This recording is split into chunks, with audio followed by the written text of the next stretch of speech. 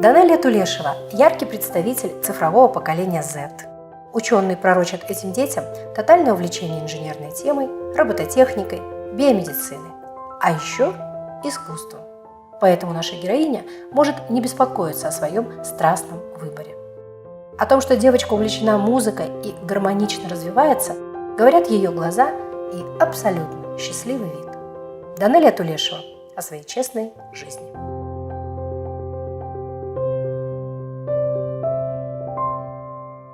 Здравствуй, Данельчика. Здравствуйте. Что там скажешь? Вся страна за тобой наблюдала, все за тебя болели, все до сих пор интересуются тобой, хотят узнать, как ты живешь, кто твои друзья, чем ты еще занимаешься помимо музыки, и поэтому мы постараемся в нашей программе «Честная жизнь» обо всем этом поговорить. Хорошо? Хорошо. Как складывается твой день? Вот самый простой, обычный день. Ну, он, наверное, как у всех обычных людей. Я встаю, умываюсь, кушаю, иду или в американскую школу, или на дополнительную математику. Потом я прихожу, кушаю, переодеваюсь, собираю рюкзак и иду в школу. Потом прихожу со школы, делаю уроки все, потому что на следующее утро у меня нет времени их доделать. Ну, и потом ложусь спать. Вот так Получается, каждый день так? Да. А сколько времени музыкой и занятия вокалом у тебя занимает в день? Я занимаюсь музыкой в воскресенье у Натальи Александровны, моего любимого педагога. Я ее просто обожаю, и я очень благодарна, что занимаюсь именно у нее. Это здорово. Но мы сегодня о твоем педагоге еще будем говорить. А скажи, пожалуйста, вот ты говоришь, по воскресеньям занимаюсь. Получается, все воскресенье уходит на пение, на вокал? Или все-таки среди недели вы тоже с Натальей, со своим педагогом уделяете? Нет, среди недели не получается, потому что у меня, конечно, на первом месте учеба. А потом, если есть свободное время, я, конечно, занимаюсь музыкой. Тогда давай поговорим о воскресных твоих занятиях. Вот, например, вы встречаетесь. Для тебя это больше такая учеба или как отдых? Вот пение. Нет, наоборот, как отдых, как творчество, наверное. И, я именно хочу заниматься музыкой, и я очень люблю ходить на ее уроки, потому что здесь реально можно отдохнуть, попеть и все такое. И я думаю, что это больше как отдых. А Наталья Александровна строит свои уроки, вот как это положено было в академической школе? У тебя есть сольфеджио, вы учитесь инструменту, или только поете? Только поем, распеваемся и поем. Распеваетесь и поете. Вы выбираете песни, которые нравятся тебе, или которые педагог предлагает для того, чтобы там что-то было с голосом? Конечно, чаще всего предлагает Наталья Александровна, но... конечно, выбор стоит за мной, потому что если мне не нравится песня, я ее не буду учить и не буду петь, потому что вот прям из принципа не буду петь, потому что она мне не нравится. Но вот Stone Cold песню, которую я пела на слепых прослушиваниях, выбрала мне Наталья Александровна. И тебе понравилось? Да, мне очень понравилось. Скажи, пожалуйста, как вы нашли друг друга с Натальей Александровной?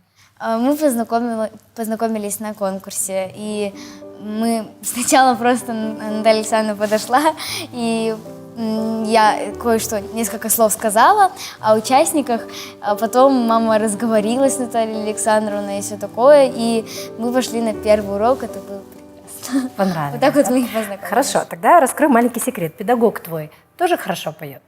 Какие песни ей нравятся и что у нее лучше получается? Кого она исполняет здорово? Наталья Александровна вообще не любит петь, и когда я говорю, что не нравится, как она поет, она говорит, что нет.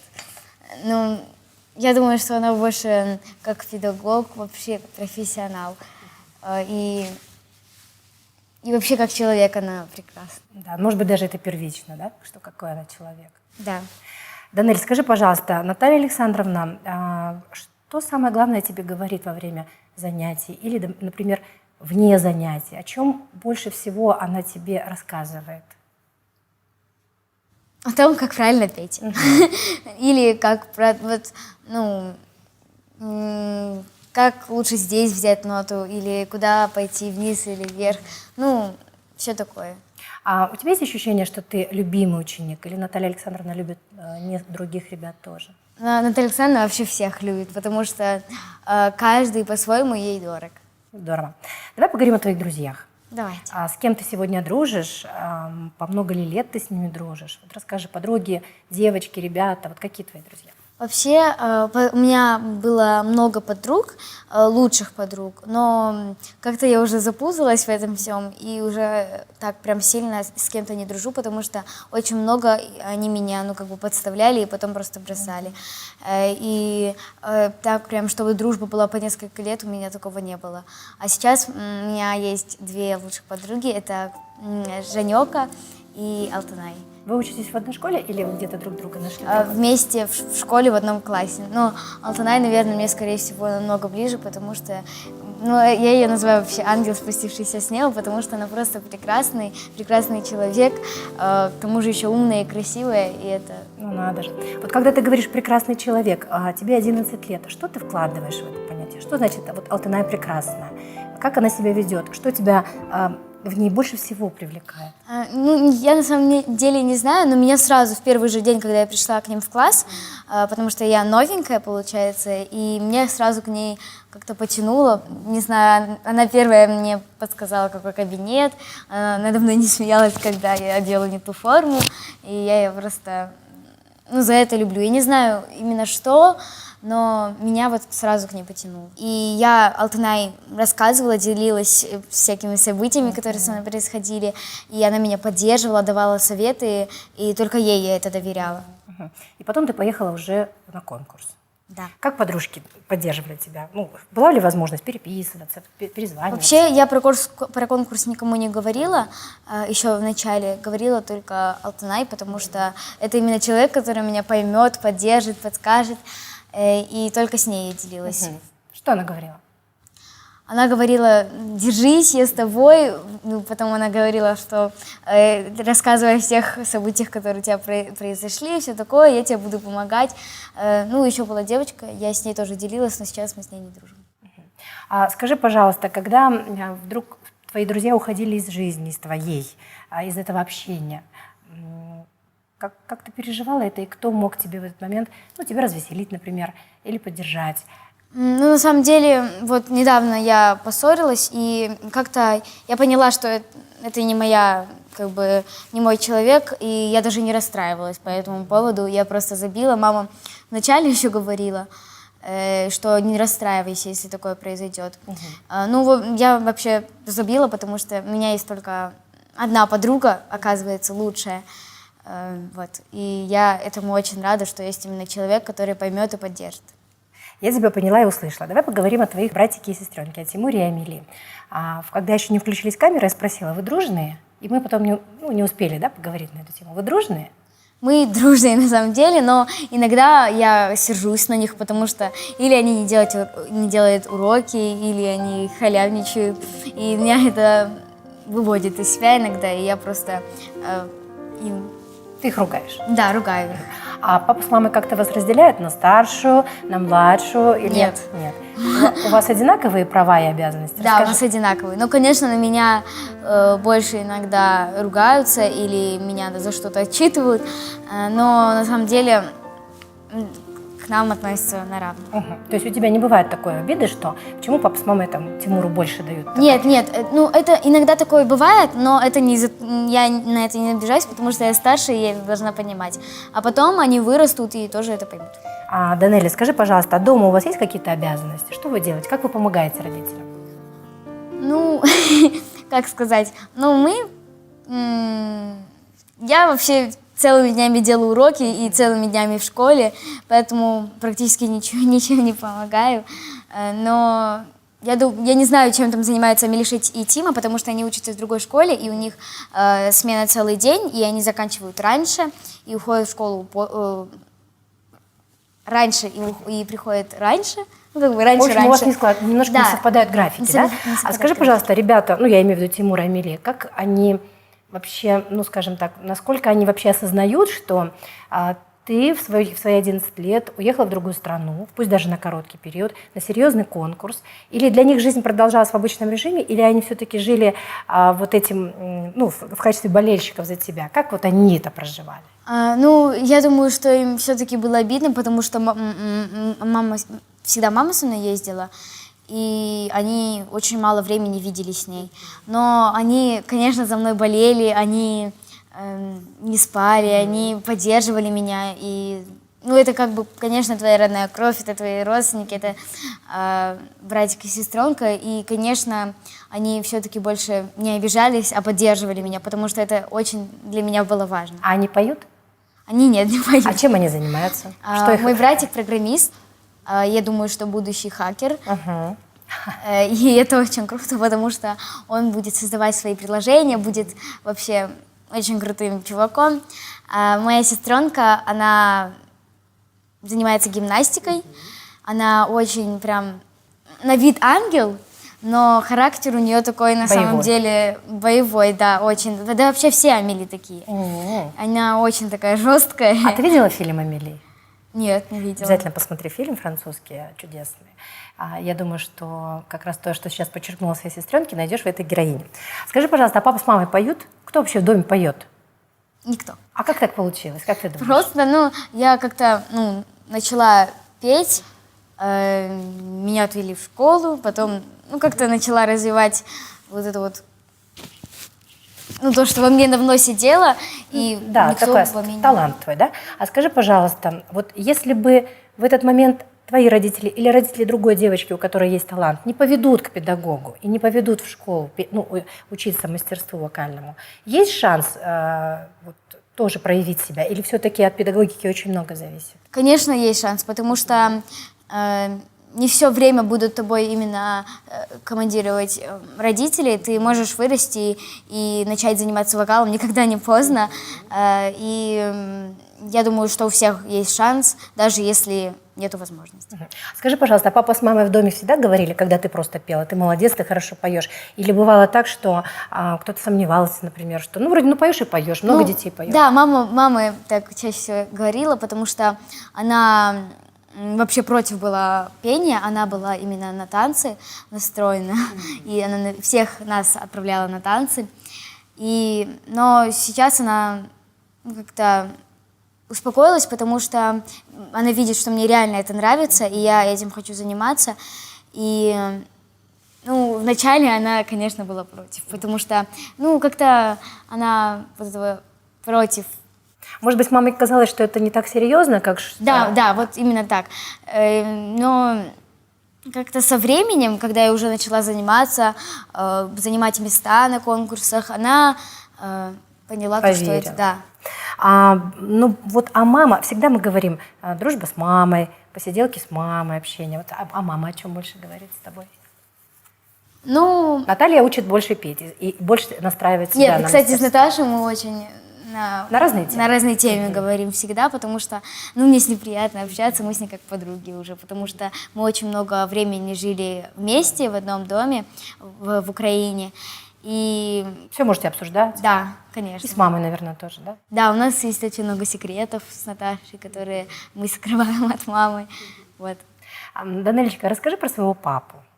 Потому что я всегда вижу маму и Наталью. Поскольку Наталья занимается, мама какие-то административные вопросы решает. Как папа тебя поддерживает? О чем вы с папой говорите? Ой, папа у меня вообще замечательный, потому что он, вот именно этот человек меня больше всего поддерживает. Мы с ним друг друга любим, потому что мы оба раки, и у нас общие интересы, у нас всегда есть о чем поговорить, и я его тоже очень часто поддерживаю. И я хочу сказать просто, что он тоже занимался не вокалом именно, а музыкой. Он играл на пианино, и даже до сих пор, спустя так много лет, тоже знает много всяких... Да. Здорово. А папа больше сейчас восторгается, что у тебя получается в пении, или восторгается, может быть, тому, как ты рассуждаешь, как ты правильно выбираешь себе, наверное, ориентиры? Вот папа как? Папа вообще восторгается только если у меня учеба хорошо идет, потому что для них это, для моих родителей это самое главное, и для меня в том числе, потому что я всегда пытаюсь все делать на пятерки, чтобы меня хвалили, чтобы именно в учебе. Мне это доставляет удовольствие делать уроки и быть всегда, такой отличницей. Услышала тебя. А вот когда ты приходишь каждый день в школу, ты забываешь про то, что есть достижения, есть уже призы, есть какие-то знаковые такие в жизни события произошли. Ты в школе обычная школьница? Да, в школе я У нас у всех в школе как бы одинаковые обязанности и одинаковые как бы права, да. И я всегда выполняю домашние задания, потому что в школе я обычная, ну как бы... Не выделяешься. Да, не выделяешься, потому что это школа, это не сцена. Мы с твоей мамой обсуждали, и она делилась, что после победы не все по-доброму отнеслись вот к этой твоей победе, и для вас это было, конечно, немножко неожиданно. Это так? Нет, мне на самом деле с одноклассниками очень повезло. Конечно, все бывает, все, ну, как бы есть люди, одноклассницы, которые очень плохо реально к этому отнеслись, и наоборот, ну, я даже выяснила то, что многие подруги сдружились со мной только ради популярности, и то, что я их в Инстаграме, в мюзикле пиарю, и у них больше подписчиков. Но сейчас я поняла то, что их достаточно много. И просто я даже не разбиралась с этим, я просто поняла то, что ну все, так это бывает как бы в жизни, и просто отвернулась. Ну да, наверное, ты правильно сделала. Ты не судила и да, несколько не дней даже я была более закрытая, потому что мне реально не понравилось то, что я к ним вот так вот с душой, а они наоборот. Несмотря на очень юный возраст, ты уже это понимаешь. А есть такие взрослые, которые совсем большие, стали совсем взрослыми, но не могут этого понять и очень расстраиваются, когда в жизни вот, сталкиваются с такими ситуациями. Следующий мой вопрос, наверное, такой продюсерский вопрос. Почему вы, Наталья, мама, папа и ты сама выбрали именно украинский голос? Это волнует очень многих. Ну, потому что он самый профессиональный, я считаю, там очень сильная конкуренция, ну как не конкуренция, а уровень, очень, наверное, да, уровень, и очень сильные дети. И когда вот первый раз я пришла на кастинг, я поняла то, что здесь не все так просто, и здесь реально надо трудиться и пахать. И я это все сделала для того, чтобы пройти до финала. Вообще я даже не ожидала, что меня на слепых прослушиваниях выберут, потому что я понимала, что очень много достойных детей. Очень. А как ты думаешь, твои человеческие качества хоть каким-то образом повлияли на вот те победы, которые ты уже прожила в своей жизни? Конечно, потому что ну, если человек такой холодный и уже поймал звезду, то тогда зрители не будут его любить, потому что песню человек должен доносить до зрителя и должен не холодно так донести ее, а именно с теплом и с душой. Искренне, да? Да, искренне. И это самое главное. Даже если у человека нету вокала или какой-то слуха, он может донести песню, он все равно добьется очень много. Очень много. Вот во время длительного нахождения там, в Украине, и перехода из одного этапа в другой, ты встречала людей. Кто тебя сильно покорил, в твоем сердце остался? И, возможно, ты продолжаешь дружбу, и такой человек, он, не знаю, могли повлиять на тебя, чтобы ты стала еще лучше, еще добрее, еще более, такой трудолюбивой. Кто это? Вообще в Украине все люди добрые, они прям прекрасные люди, но больше всего именно Дима Монатик и Нино. Я вообще обожаю Нину, мы реально сестры, как она невероятно добрая, невероятно скромная, и я от нее чем-то научилась, и она. И вы общаетесь? Да, мы до сих пор общаемся.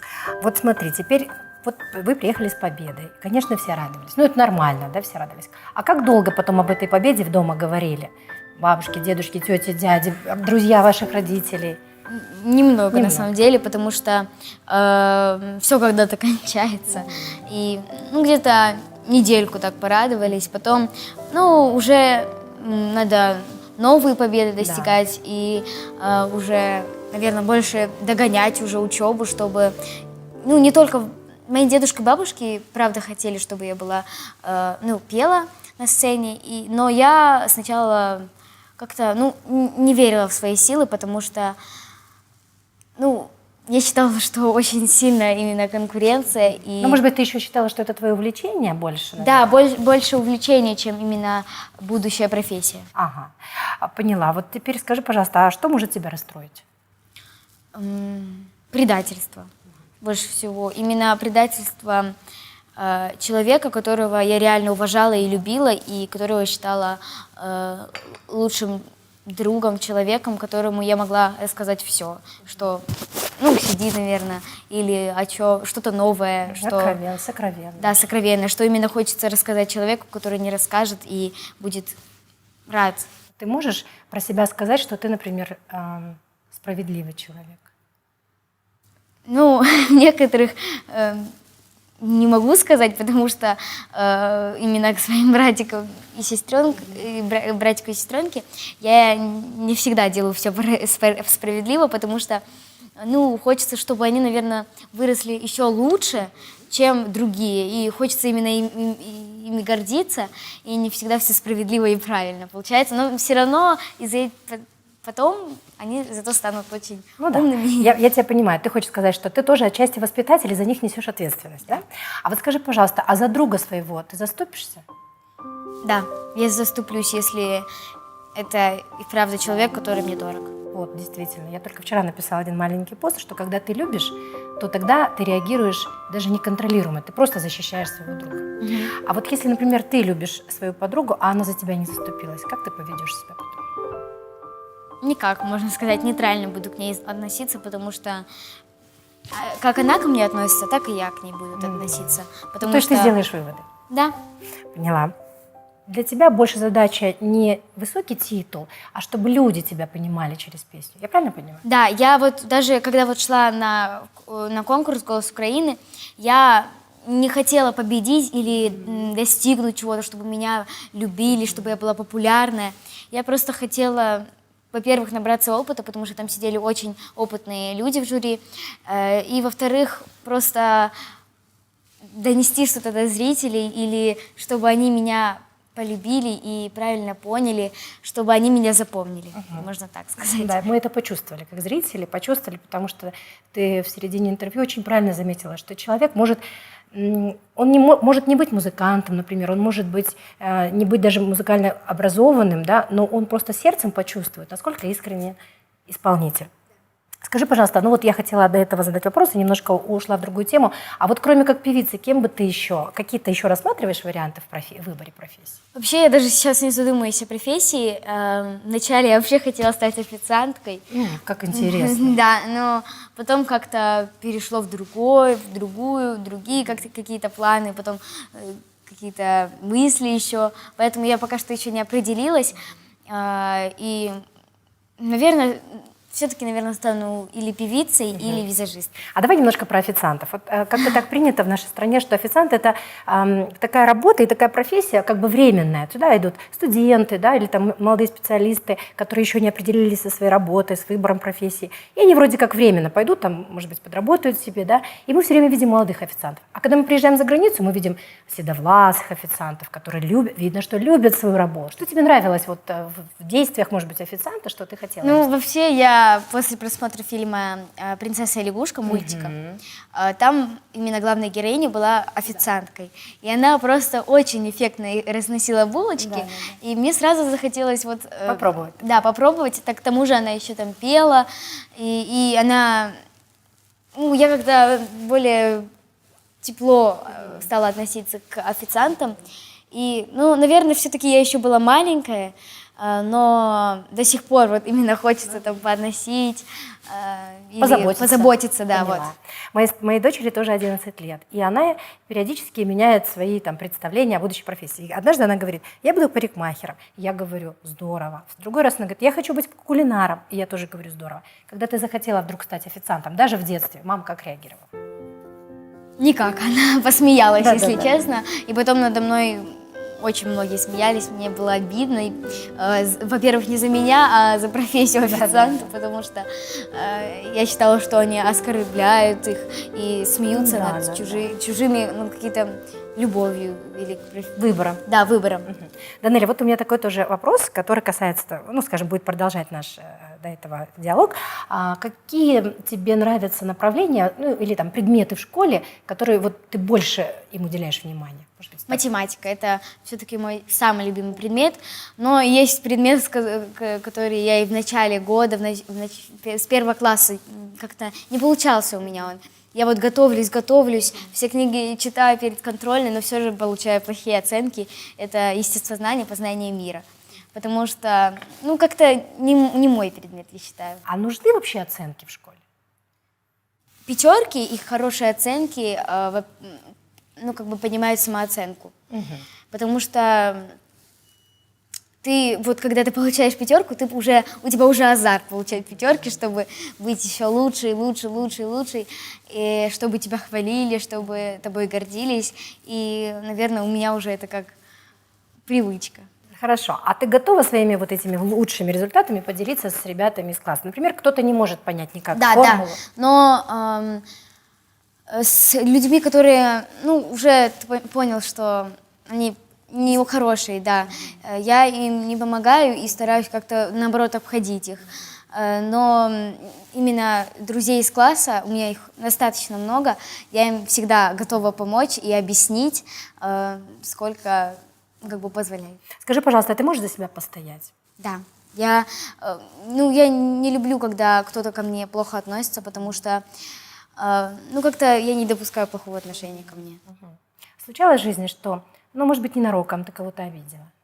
Да, конечно, случалось, потому что, ну, Как ты себя как-то я вообще не люблю оскорблять людей и обижать их, потому что я пытаюсь, чтобы каждый человек был счастливый и воспринимал меня как хорошего культурного человека.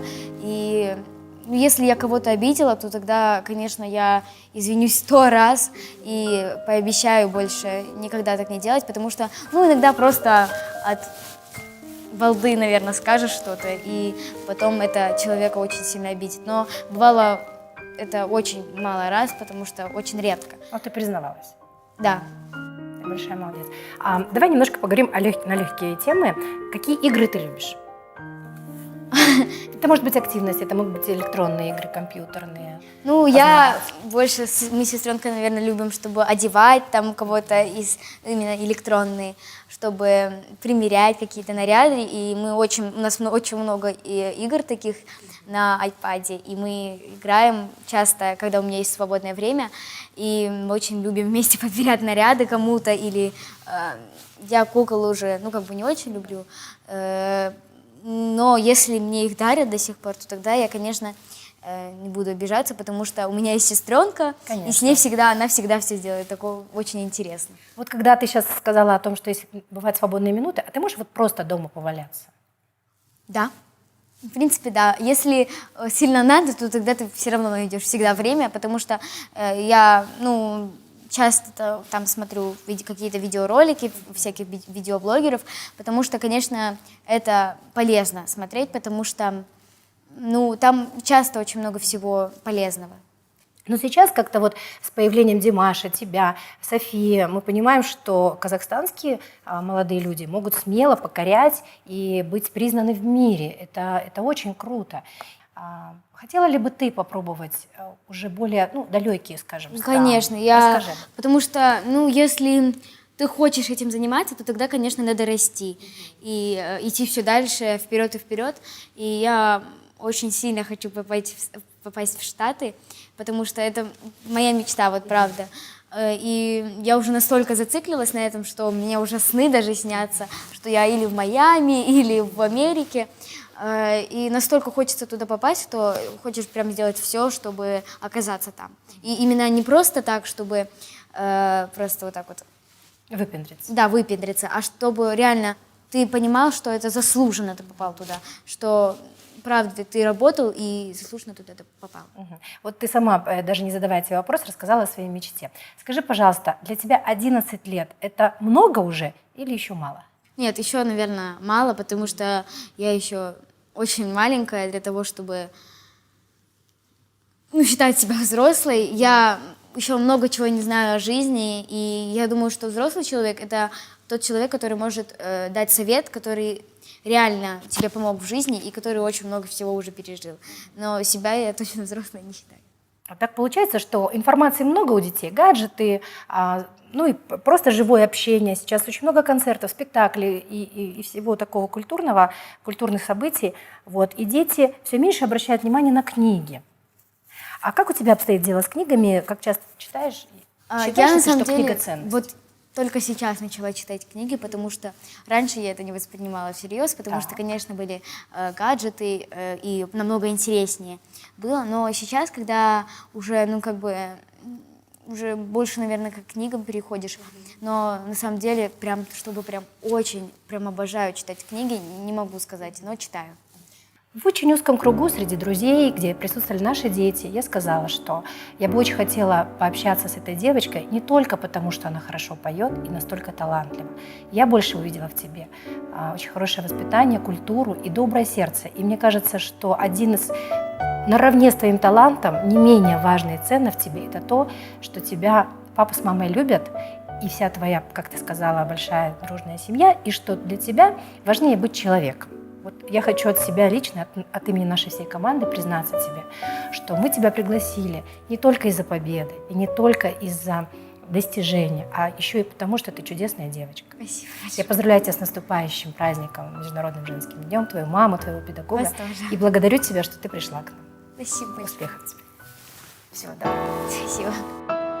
Столько дней он, не зная правды, просто шел за ней,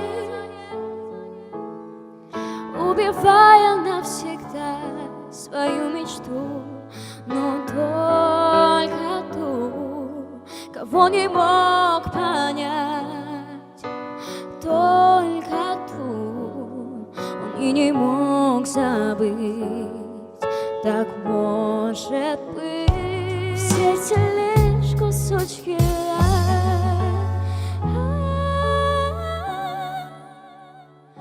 кусочки льда.